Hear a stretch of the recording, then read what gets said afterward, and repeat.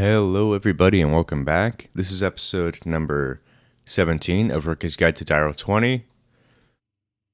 And now we're in the nuclear base.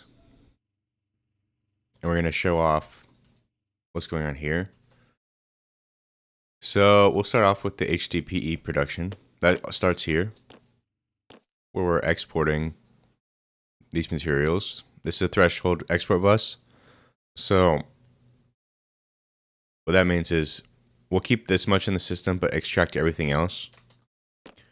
And that creates biofuel, which we then have a big chest full of it here. Right? And we're putting that into these pressurized reaction chambers, which is producing ethene with water and hydrogen, which is coming from our hydrogen generator at the main base. And that is producing these hdpe pellets,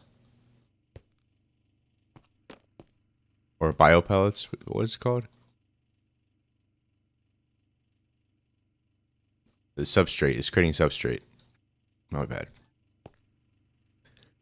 And this is sending the ethene into these rotary concentrators, which is concentrating them back into liquid ethene. So from gas to a liquid. And that's being pumped into this tank here, right here, which we have 58,000 buckets. Next, that is being pumped over here to these pressurized reaction chambers, which is also being provided with oxygen. And it's also being sent the substrate from over here, which is producing the hdpe pellets right here. And then what we're doing with that is we're just sending them to an enriching factory, which makes the plastic sheets. And we have a storage bus here, so they're visible in our system. As you can see, we have 32,000. That's more than enough. And that's required for some of the end game mechanism stuff like the mecha suit and the fusion reactor. And fission, I believe. Also, so that's how we make hdpe. It's not a too complicated system. But also, let's move on to here. We're taking our liquid lithium from the brine towers over here, the 24 of them, if you recall. And we're turning that into gaseous lithium, right? By deconcentrating, and we're storing that in here. And that's being sent over here to these chemical crystallizers, which is producing lithium dust. Again, we have a big drawer of it with a storage bus, so it's visible to the system. You don't need much of this at all. And also the lithium is being sent over to all these solar neutron activators right here, which they don't require power. They use these solar panels on them, right? And that's producing tritium for fusion.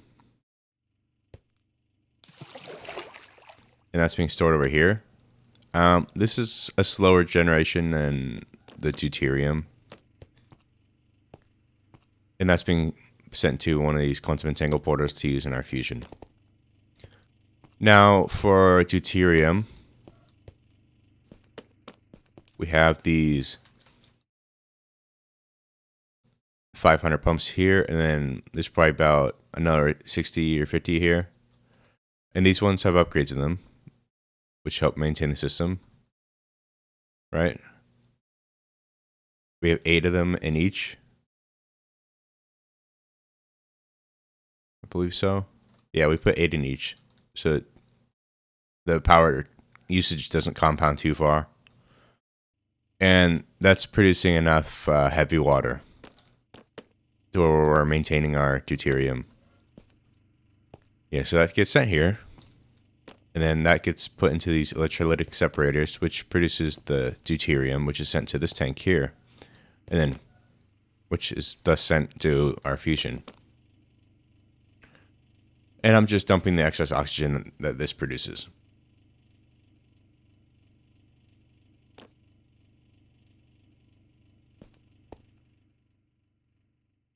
So that is how we're doing plastic, lithium, deuterium, and tritium. And that's all I wanted to cover in this episode.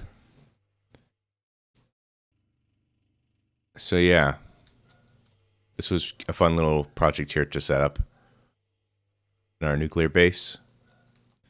And yeah, we'll see you in the next one.